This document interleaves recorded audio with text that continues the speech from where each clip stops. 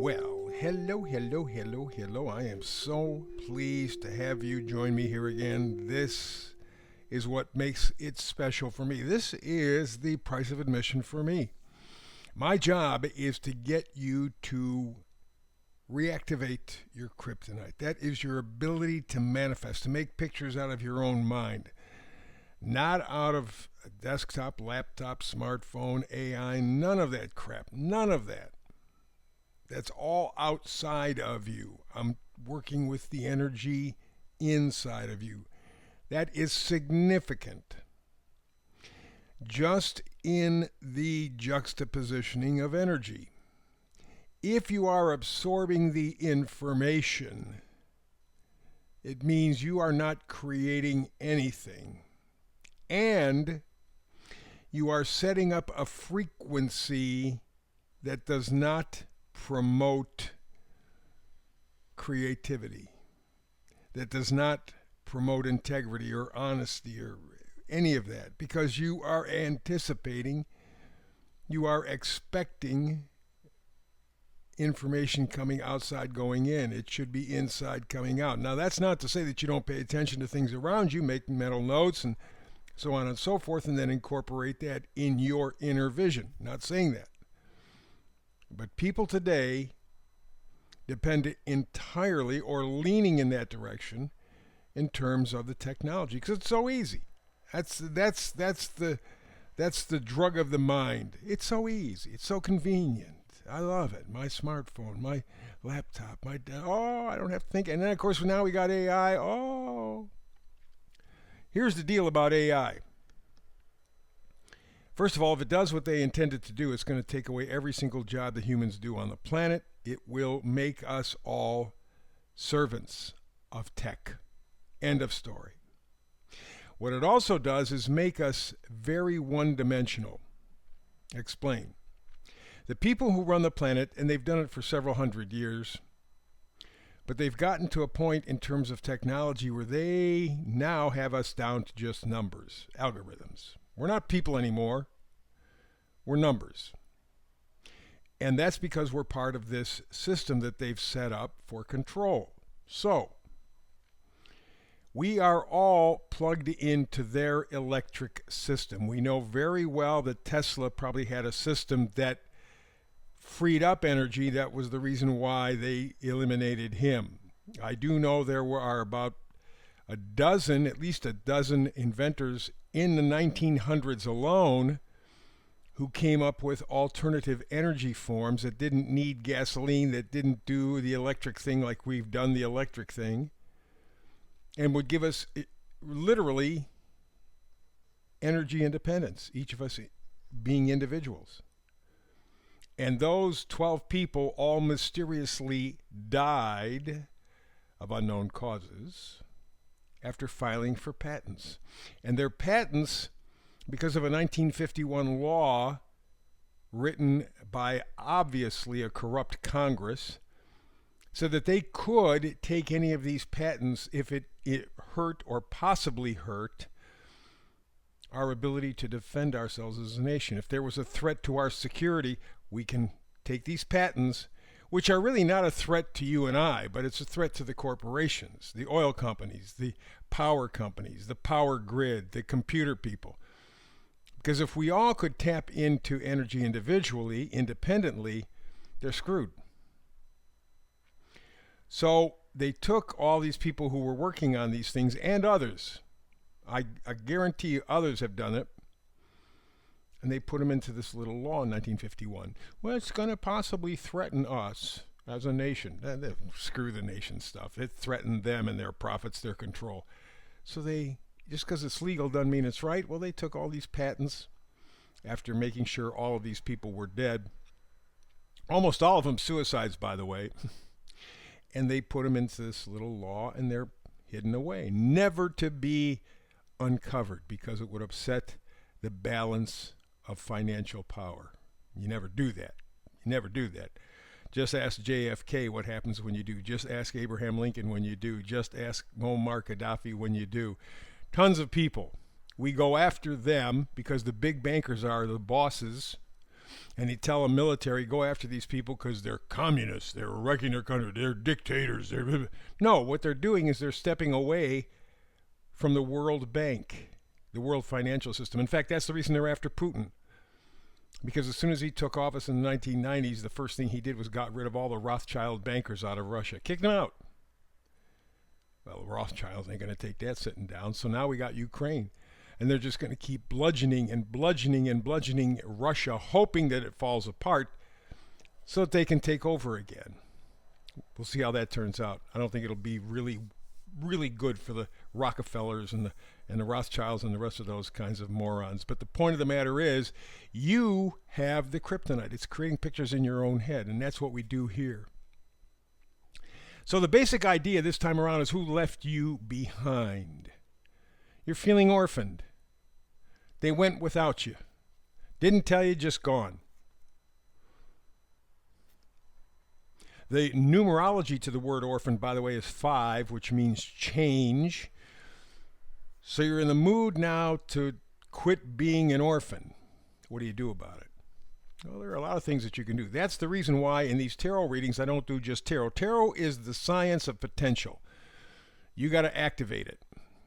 But I've done tarot for over 20 years. I've done astrology and numerology for over 50. And those two, numerology, astrology, are the science of cycles. Cycles within cycles within cycles within cycles. So what the astrology does is set the stage. What the tarot does is allow you to see what band is playing on the stage. Or to put it another way, the astrology sets you in a room. You're looking at a door. The other side of that door is your future, but it's locked. The key, that's the tarot reading. That's the potential. So that's the way it works. So I combine the astrology and the numerology, the science of cycles, with the science of potential tarot, and really give you a solid, strong picture of what needs to be done. And that's the way that we approach it. This is how we do it, by the way. Line them up. We got 3 cards, and the reason I picked 3 cards is because I don't need more, but also there is a spiritual magic, do you want to call it, I suppose? It's a frequency. 3 cards, frequency.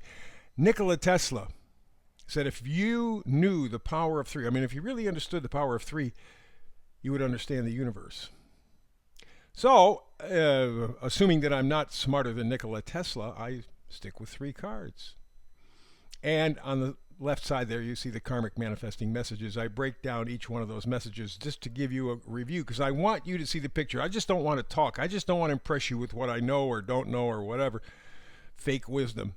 I want you to understand. I want you to feel it, because that's the way that you reach your tarot potential. So let's move on. First card, 10 of Swords.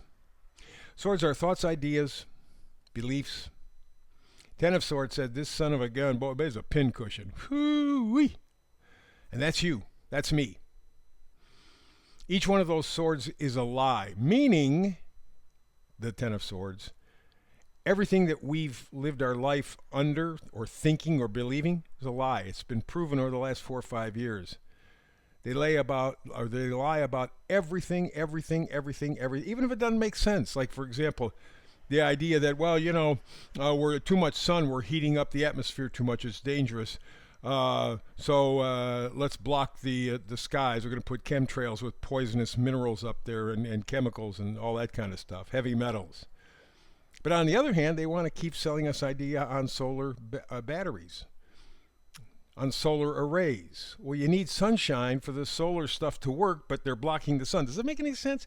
Doesn't have to make any sense. They're the ones that are pulling this stuff out of their ass, and the 10 of Swords says you and I have believed it. So we go to the next card. It's the Devil card. We have a tendency as human beings of pointing fingers at other things and other people. It's your fault, it's your fault, it's your fault, rather than bend that finger and point it back at us. We played a part, even with this 10 of Swords.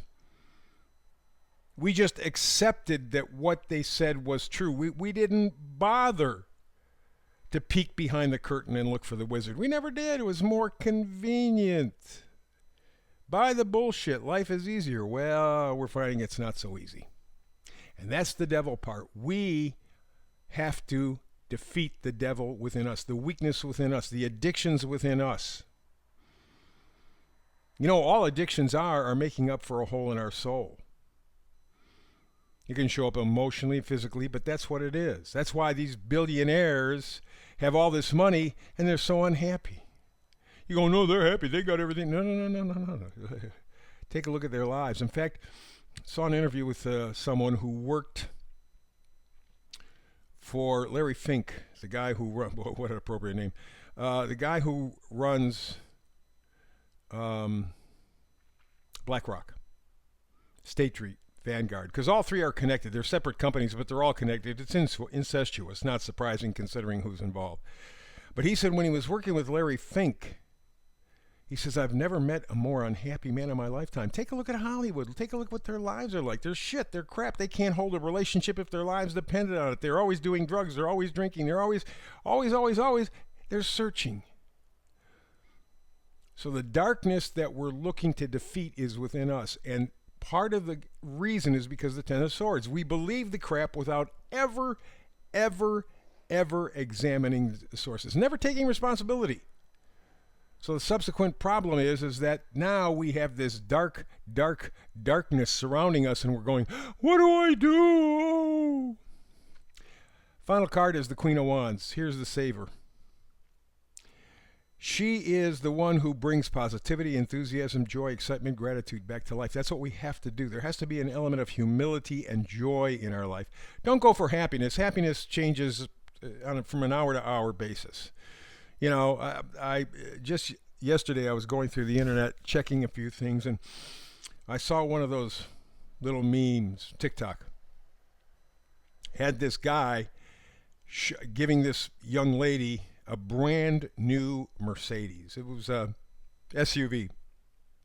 Very popular, very expensive. I think it was about $173,000, I think is what he said.